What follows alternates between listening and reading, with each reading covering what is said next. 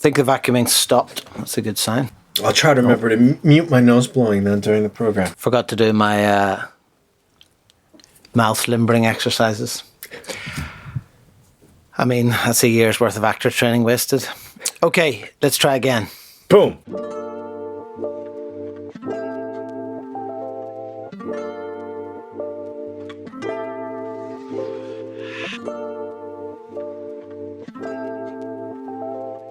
Okay, welcome back everyone to Tokyo Jazz Joints podcast. This is episode 10. It's official. We're into double figures. We've survived. And we're hopefully going to continue to thrive for many weeks and months to come. We got lots and lots of content to come, and we're really excited to share more of the stories about the project with you. James, you sent me a message last night, saying that by the time that we had scheduled to record, you would be trashy. Are you trashy? I am classy, not trashy. The weather's warmed up a little bit here in the Tokyo metropolitan area, and so I've had to switch up my beverage for this evening, Philip. Going with a crystal clear Finlandia vodka and ginger ale. Celebrate the oncoming summer stuck at home. The curses of predictive text, eh? Yeah, well, it's good. It's good. I'm sure there's probably one or two listeners there that like to get the exact specifications of what your drink is each week. So maybe we'll keep that going as a regular part of the podcast. Got to have your bits to be a popular show, my friend, you know? So this week we are not in Tokyo. We've kind of moved south, and we're going to start in Yokosuka, which is... maybe an hour and a half south of Tokyo, depending what train you take. It's by the port and an interesting place. I was doing a little bit of homework there in Yokosuka. I've been there a few times, of course, but interesting to see that actually since World War II, in fact, it was actually bombed apparently not long after Pearl Harbor as retaliation. But after World War II became very much established as a port city, and obviously huge American naval presence there, which actually, for those of you who've been to Japan, will probably know that it continues today. And so a large part of the economy, perhaps in Yokosuka, or certainly a major part of it anyway, is the base and all the activity that goes around that base. And so as a result, you know, there's probably a more significantly higher number of Americans and in foreign population in general. And that kind of gives it quite an interesting atmosphere compared to maybe other cities in Japan, wouldn't you say? Yeah, definitely. And you notice it as soon as you get off the main train station. Obviously, the gigantic cruiser ships for the US Navy, but also you hear English pretty much everywhere, not just from all the Americans, but the Japanese who live there, who grew up in the area. Often, as you said, you know, the economy is very much tied into the naval base. So Yokosuka is one of the few places in Japan where you can pretty much be guaranteed that you're going to be able to speak English with people in shops, restaurants, bars, etc. So it does have a very, very different feel. And, you know, that certainly applies to the bars that we went to for a number of different reasons.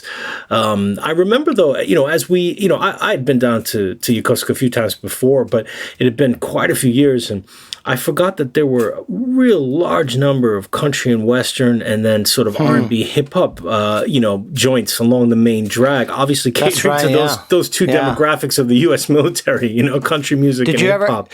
Did you ever get onto the base? Have you ever been on the base? No. I was on it a couple of times, actually, interestingly. I was friends with a guy a long time back, not long after I'd come to Japan. I was involved in an art group there. And he was an artist that was traveling basically with his wife. She was in the Navy, and he just sort of followed her around. And I went on the base a couple of times to visit. A very interesting place because, you know, you can live on base if you wish. And then if you want, you can also live off base. So, you know, depending on sort of what your outlook on the world is, you know, some people who are stationed there will choose to sort of live within the host community in Japan, and some people will choose to stay on the base. And obviously you can come and go fairly freely. But I remember him telling me, you know, there are a lot of families and particularly maybe spouses and children that go and just live on that base and literally, you know, never leave that base. And, you know, you can look across the fences, you know, at Japan on the other side, so to speak, but they literally never leave. And kind of a strange world. I mean, you go on that base, you go into supermarkets, it's like being in an American supermarket. They have cinemas and bowling alleys and all sorts of facilities that you'd expect to find in America. And, if you closed your eyes at what's beyond the fence, you could literally be in a sort of an American suburban apartment complex sometimes. It's an interesting place. That's a perfect description, because it exactly looks like that as well when you're going by, and it's funny too, because all of the sort of shops and eateries surrounding the big bases here in Japan or anywhere else where there are a lot of American bases, they always have that similar vibe no matter what the language. You've got your cheap beer joints with a jukebox playing, as we said, country music or hip hop, your tattoo parlors, your hamburger shops. It's pretty. Well, that's it's America. What are you going to say? Well, talking of eateries, and I bet you don't remember this, I was scrolling through my phone again on looking for photos in Yokosuka, because obviously all the photographs we take of the joints are on the project site, but I tend to take some photos with my camera on my phone as well, and some of them are not up there, but do you remember when we got off the station? I think we were quite hungry, and we happened on that Indian restaurant where we sort of sat outside on like kind of garden furniture in a very sterile kind of concrete concourse in front of the station, and had a couple of curries before we got started. I completely remember that, because you could see a couple of the gigantic ships like right in front of you. That's right. On the water, and it was just such a strange thing, because I completely remember that. Here we are going to find some, as usual, going to find some jazz joints, and we're looking at these gigantic, US Navy ships, and having this Nepali couple speak to us in Japanese and cooking us up some naan bread, and it just felt like one of those, like, wow, maybe Japan's a little more international than we give it credit for, Exactly, yeah. So we kind of started that day with the cabin. I can't remember if we were heading for it or we happened on it, but a lot of Yokosuka, it looks quite planned out, very wide streets, a lot of very sort of cookie cutter apartment blocks and so on. And we remember walking up a long road to get to this place, and we found this cabin, but unfortunately it claims to be the best lunch in this town on the sign. You can see that on the website. Unfortunately, there's only one photograph of it because we weren't able to get into it, and we did a little bit of research and a little bit of asking people around the area, and it didn't seem to be open. There's a sort of a clue that gives away the location there, because there seems to be like what looks like an anchor tied to the vending machine. I'm not sure if that's to facilitate the vending machine going to sea or whether it's just a prop. But either way, we never got past the sign of cabin, Jazz Cabin it's called. And but what was interesting was that if you look at the awning of it, it looks like that awning was fairly new, and yet the place, everything on the web and whatnot indicated that it had closed down, but we couldn't find any other information about that. And I think just from that sign alone, the best lunch in town, I mean, you can imagine that it was probably aiming to be one of these old time American sort of like, dinner show type places. I don't know. I'm thinking like the old Copacabana in New York City or something like that, the kind of Japanese joints that would have opened after the war to cater to a new audience. So I would have loved to have gone in there, especially to see, the anchor, and then you can see on the right side the ship's steering wheel, Yeah. I'm sure that's not what it's called. That's that military terminology letting us down again. Is it called a steering wheel? It's got to have a better name than that. Ship steering wheel. Any sailors? If there's any sailors listening, if you could just text us or message us online. Let us know what is a ship's steering wheel called. So we moved on from the cabin to the first place that we got into. I was looking for this place last night. I've done the audit of the site many times, and I was looking for this place last night, and I actually realized that although the page existed, it wasn't actually on the website. So it's up there now, and it was called Blue in Green, and it's got very interesting. Again, it's inside an apartment block type complex with other bars and cafes inside it. One of those places very characteristic of Japan. And it has this kind of very like 80s looking silhouette of New York, including the Twin Towers on the outside wall, which you can see in one of the photographs. It always reminds me of that, the Rhapsody in Blue cartoon where the sort of where the outline's being drawn, you know, as the music plays. And interesting place, this one.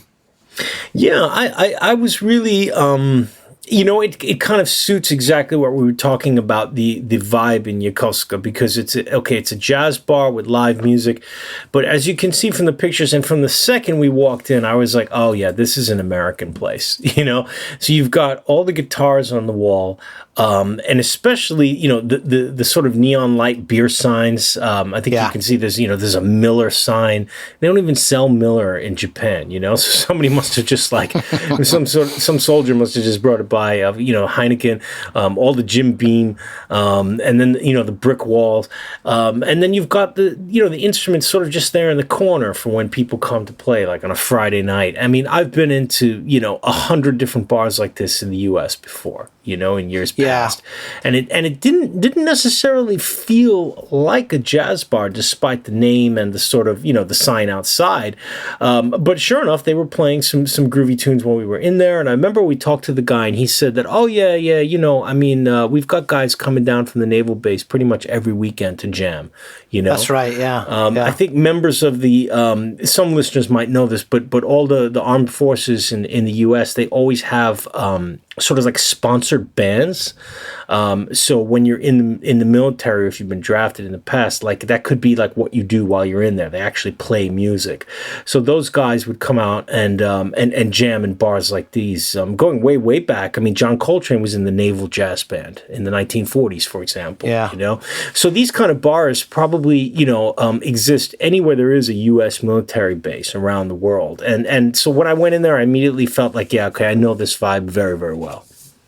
It's funny because the signs to me, you know, the particularly the jazz on the white wall outside with the New York silhouette, you know, it's got a very sort of 80s feel to it. But when I look at the photographs of the drum kit and amps and things like that as well, and the wall and floor just covered with those carpets, to me, it's got much more of it looks like something you'd see like on a Cream album cover, you know, like the three of them sat jamming in the late 60s. You know, it's a bit psychedelic. It's a bit too many patterns and colors. Yeah. You know, very much like a living place, I think, you know, clearly still has a lot of customers, caters for them accordingly. And, you know, again, that element of live music and being somewhere that musicians can go and jam gives it that kind of lifeblood. You know, I used to have a Japanese friend who was from Yokosuka, and a guy who really loved jazz as well, you know, and he had, I don't remember if he had mentioned this place or whatever, but he used to say that, oh, you know, there's 2 or 3 places, you know, where you can catch some live jazz on the weekends in Yokosuka,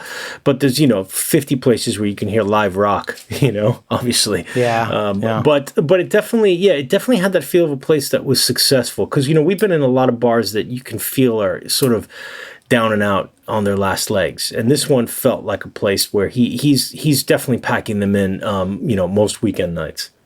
Yeah.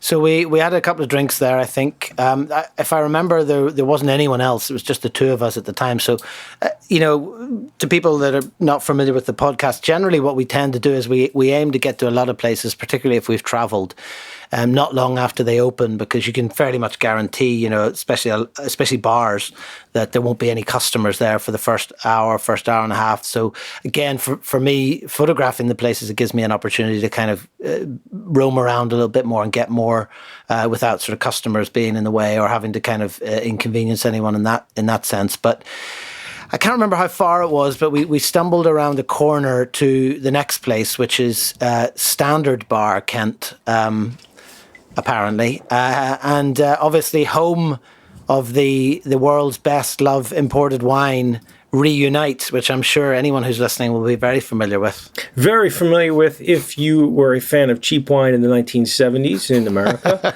which I can't say that I was, because I was just a little child then, but doing a little research, apparently that was their slogan, and you can clearly see from the font and the color of that sign that it could only be from the 1970s. So yet another example of probably a gift that came from some sailor who who used to drink in the bar.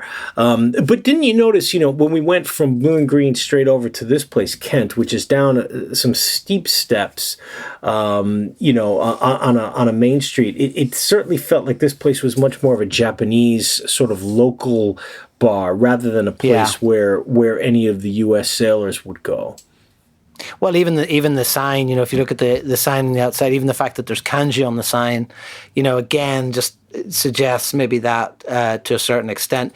It's funny though, having said that, when you look at the photograph with the Reunite sign, again, just in the background there, you can see these kind of US military style caps all hung up. So, again, just always evidence in anywhere you go around that area of the presence of the US armed forces there. But again, there's no one in here at this point in time. And I remember someone coming in, I think we mentioned this in a previous podcast. I remember someone coming in, much to my disappointment, because I was planning to take that photograph of the table with the ashtray, and I'm fairly sure that I took that just as they were in the toilet. I think we talked about that previously. But yes. So that's one of those ones you had to really snap it quickly. So there was actually another customer in there, but again, very mellow place. And I think the owner is the piano player that's featured on that sort of printed out poster on the toilet door. Yeah, I think it is, because he said that he performed there as well, like over the years, but not necessarily recently. The piano looked like it was covered up, and I don't know how much live music they were doing there anymore.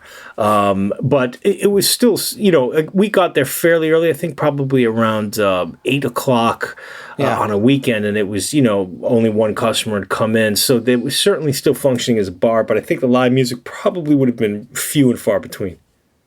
So we finished off that night with the Blue Note. And wait, we forgot something very important, which unfortunately we don't have a picture up on the site. So I'm breaking protocol here. But do you remember in the stairwell of Kent? Hang on. I know what you're going to say. Hang on. Let me read it word for word. I'm pretty sure. Yeah. Okay. So I was wondering what this was, and I was going to ask you actually. So I'm glad you brought it up. So I'll put this on our social media when the episode goes live. But as you come out past this sign where it says Kent Standard Bar, there's a table covered with a piece of red sort of terry toweling cloth.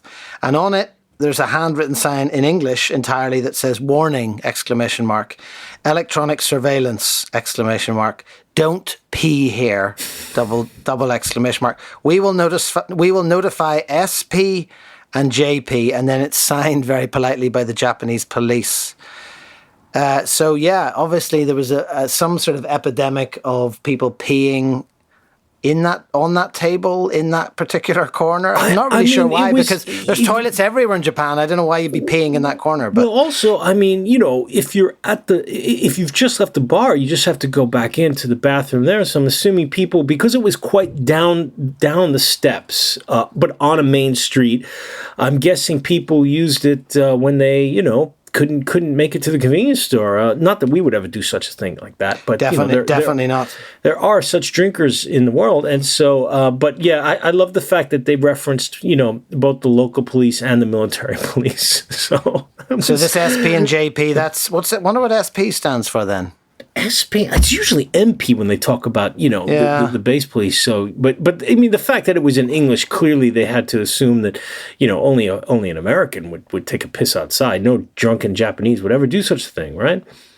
Absolutely, yeah. I mean, just again, further proof that, Japan as a society is pretty tough on crime, Anyway, so moving on from there, we went around the corner again, closer to the station this time, I think, to the gorgeous Blue Note, and not the Blue Note of lore, either in New York or in Tokyo, but strange choice of a name, really. Again, one of those things where I don't know, I suppose that you think, if you were going to name somewhere, you would go for something a bit more original. But at the end of the day, a lot of the places are set up as a sort of a homage or like a dedication to famous musicians or places. And so there doesn't seem to be any issue with this kind of plagiarism or copyright or anything. It's just, I think that, and you got a photo of it, the sign that shows, since 1979, which predates the opening of the Blue Note Club in Tokyo. So fair point. I would think that they're not aware of this, especially the fact that,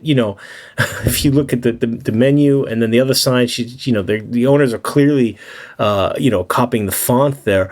But, actually, I've run into this elsewhere. When I was visiting Taiwan a few years ago, I went to one of the few jazz cafes in Taipei City. It's called a Blue Note.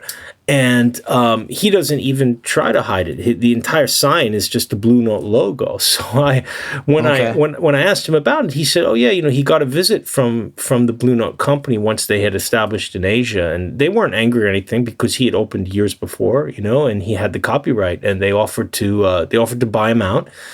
And he said no. He said, "Look, I'm happy running a cafe. I've got the copyright. I'm going to keep it." So enough, yeah. I think at this tiny little Blue Note here in Yokosuka.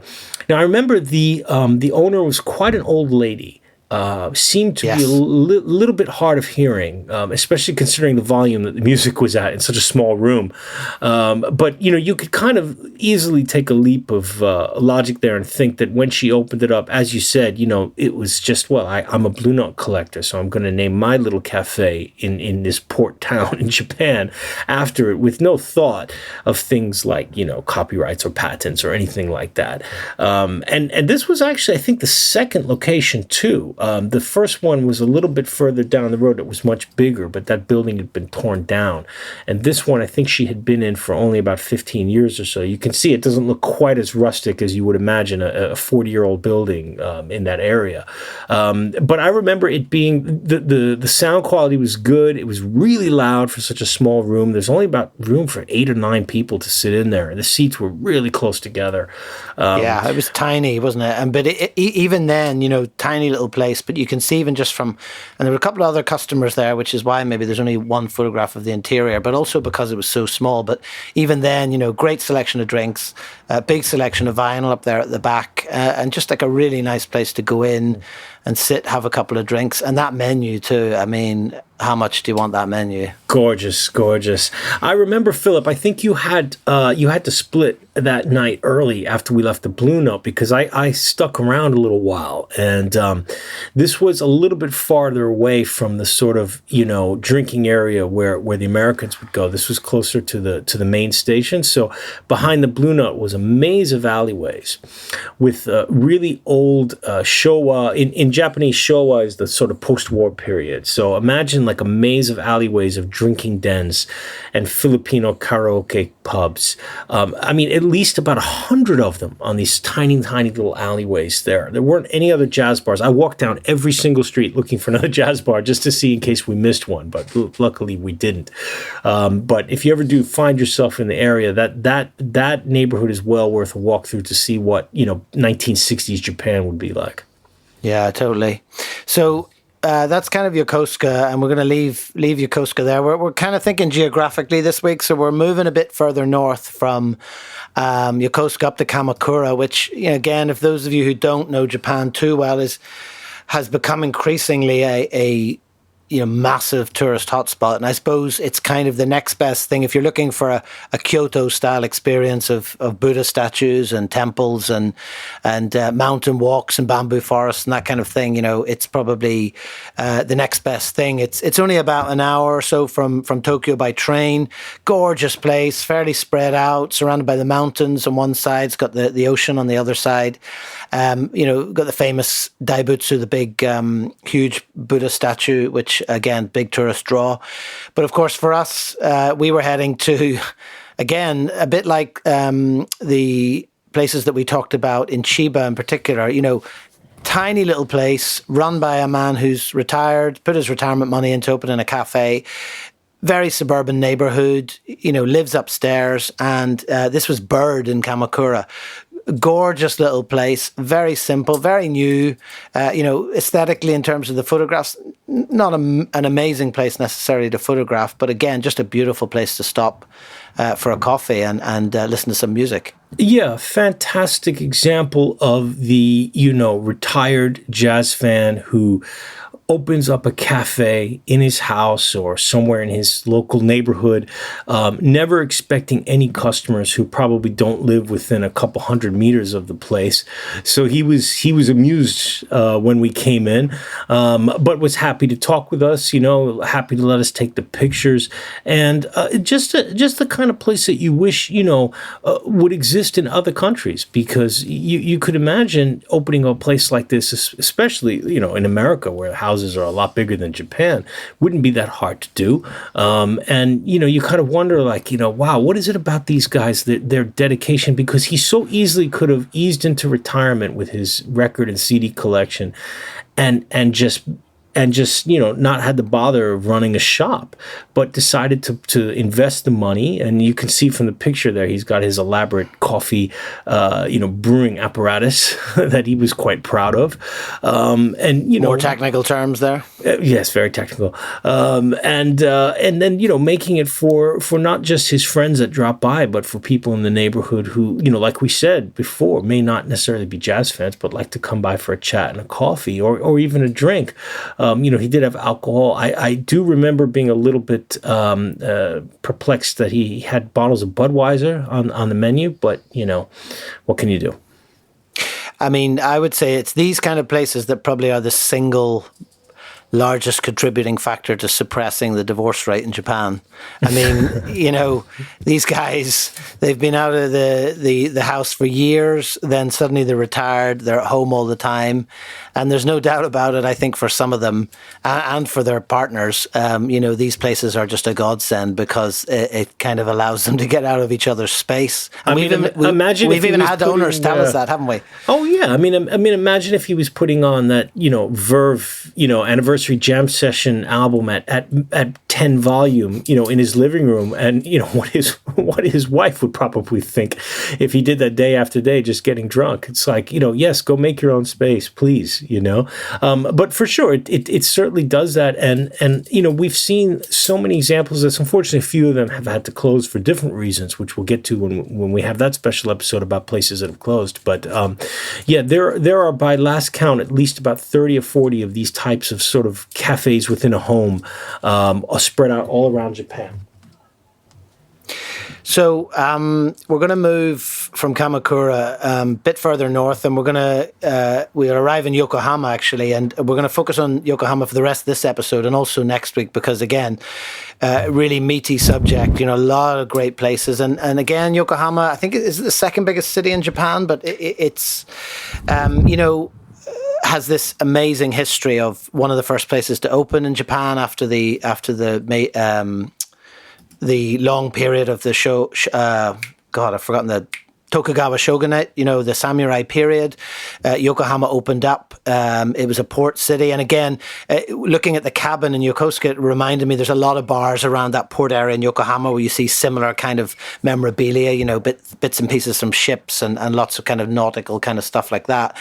And the first place that we're going to go to in Yokohama, which is just, again, one of those kind of mad afternoons that we had. I know it's not too far from your house, but again, it's in quite a suburban street.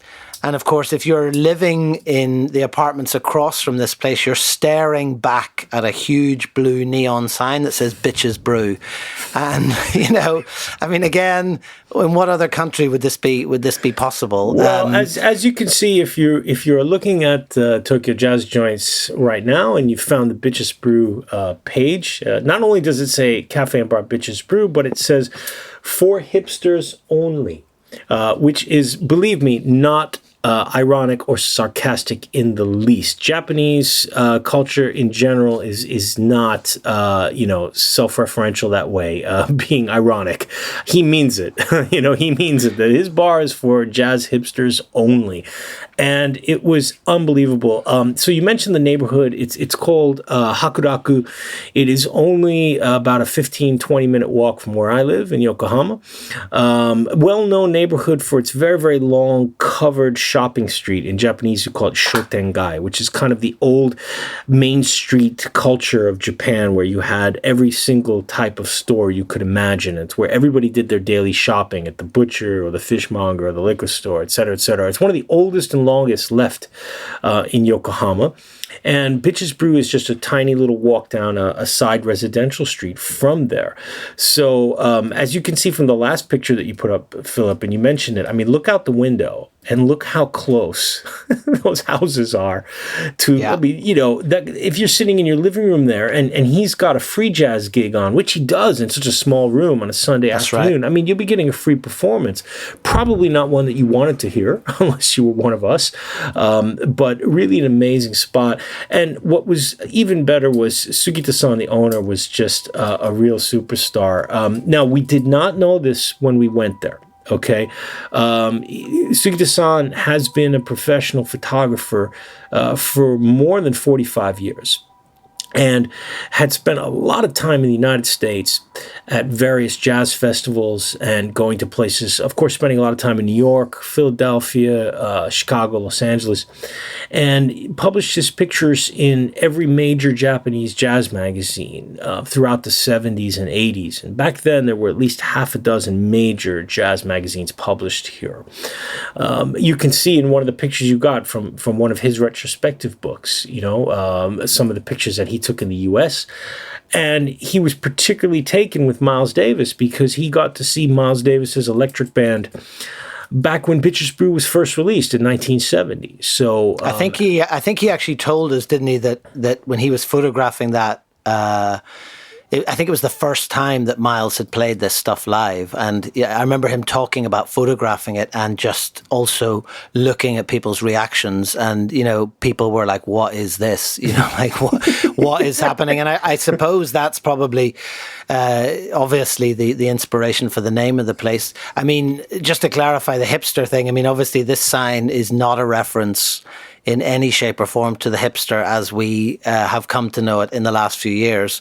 Having said that, Sugita-san, definitely a hipster by any metric, I would say. And I think, when we met him, I mean, the whole time that we talked to him, he had this coat, hat, and sunglasses on indoors. And, I think probably not in the greatest of health. In fact, I think he referenced that he had not been opening as much recently because his health hadn't been so good. But, again, just this place, it's in a tiny, residential neighborhood of which there are, thousands of similar places all across the city. And yet there is this repository of this incredible jazz photography. And, if you look at the pictures on the site, which you definitely should, on www.tokyojazzjoints.com, you can see he's actually looking through a book, and I'll post this on our social media, but you can probably, if you're lucky, hook around on the internet and find yourself a copy of it. But it's an incredible book. And if you heard a weird noise earlier, it was me just flipping through some of the pages. But, just opening it up at any random page, I mean, he has pictures of Miles Davis. He's got Elvin Jones. He's got, you name it, they're in there. It's just an incredible to think that this guy left Japan. I think he was only just in his early 20s.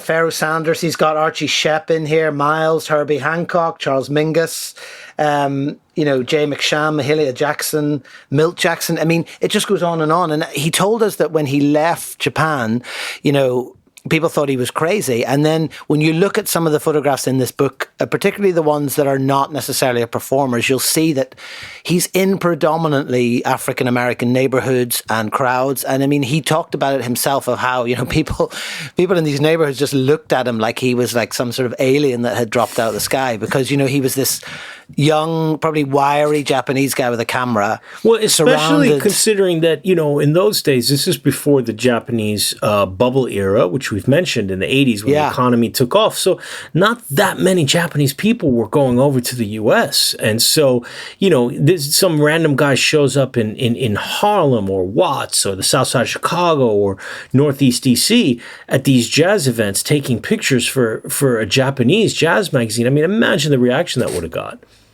Yeah, and I mean, he has these gorgeous photos framed. I mean, you can see again a version of.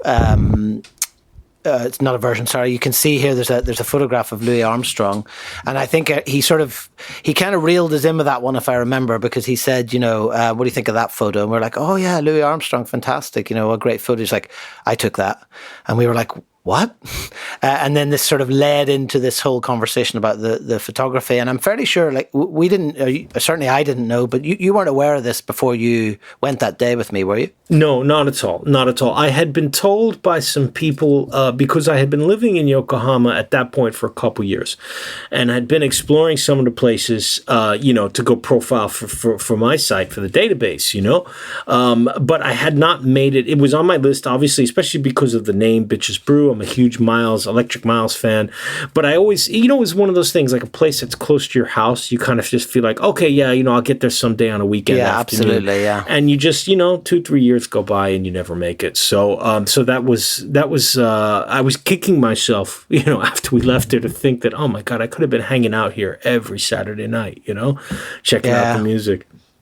Again, we've mentioned a few other podcasts, but just as a side note, again, you can see that photograph of the sound system and Louis Armstrong looking down there on the top left. But, very reminiscent once again of how the sound systems are set up in these places. And again, very similar to what you would see in Japanese shrines and temples where there's, the altar and then statues on either side. So gorgeous sound system once again. And I often wonder, if Bitches Brew is still... If it's still going strong, I'm going to. The weather looks like it's going to be good this weekend, so I'm planning to take a walk. I can actually walk. It'll be about a half-hour walk from my house, but I will. I will try to get out there and take a look and see. And I think I do have Sugita-san's number, so maybe I'll try and give him a ring. But you were right; his health was not the best, and the rumor was that he was a little bit heavy on the drinking. So. That's a bit of a concern, imagine 40 years on the road, the jazz lifestyle can't be good for the body. Now, mentioning one more thing, and I'm going to throw an audible out at you here, Philip. This is not something we covered in our pre-episode production meeting.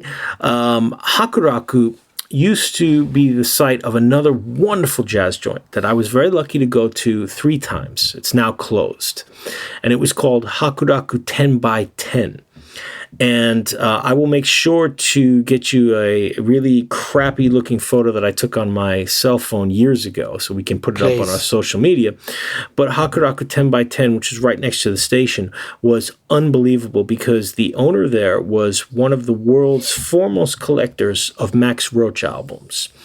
She had over 350 Max Roach albums, which doesn't seem to make a lot of sense because that he didn't record that many as a leader, but she was aiming to basically get a complete collection of everything that he recorded as a leader, but also that he was a sideman on from the very beginning of his career, including bootleg albums. She had such an insane collection that American collectors of Max Roach used to come to her bar offering to buy some of her albums, but she refused to sell any of them. So I remember going there for coffee 2 or 3 times after I moved to Yokohama. And it was amazing because not only did she have all the albums, but she also had tons of pen and ink sketches up on the wall of various jazz artists, of course, including Max, but many other people as well. Absolutely wonderful place and a gorgeous lady. Very sadly, her husband became very ill. She had to close the shop and basically sent all the records and everything else to her kids, who decided to sell it. And I only heard that story about a year after the place had closed because I hadn't been back. And I got to say, it almost broke my heart to think that, these kids who had no appreciation of all the work that this lady had put in to to making this collection of Max Roach's works, and they just sold it on. And that memory just came back to me now. It's amazing because we were thinking about Bitches Brew, and I forgot to write it down in my notes earlier. But we'll make sure that I get up a couple of the old crappy pictures that I do have of the place. But definitely RIP to Hakuraku 10x10. That was a very special joint. That's amazing. That's the first time I've heard that story. So, it turns out we do still have some secrets from each other, which is, I think, reassuring probably for me. Well, you got to keep things spicy, Philip. You don't want to get predictable. So listen, I think we'll maybe hit pause there for this week, and we're in Yokohama, and we're going to stay there. Take a train, 20 minutes north, down to the port area in particular, where there's a real wealth of fantastic places. Really deep jazz joints, ones that we love. Some that are still going, some that aren't, unfortunately, and we're going to cover those in the next episode. Thanks as always to Brian for giving us some assistance with the audio mixing, and obviously to Louie Lastic for the theme music. Thanks to you as well, James. I hope you have a good week. I believe lockdown is slowly easing where you are. We're heading into about day 60 of ours, with a little bit of light at the end of the tunnel, maybe, as things start to kind of slightly re-emerge from their shells. Believe me, as soon as I can get on my house to a jazz bar or jazz cafe, you will be the first one that I send a picture to. That's a mixed blessing, though, because it's only going to make me more jealous.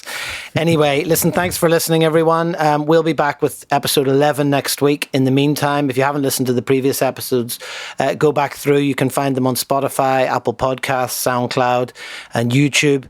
By all means, head over to the website as well, www.tokyojazzjoints.com, to see photographs of all the joints that we talk about. And, of course, follow us on social media, Instagram, Twitter, and Facebook. And please like our posts, share our content, and get in touch. We'd love to hear from you.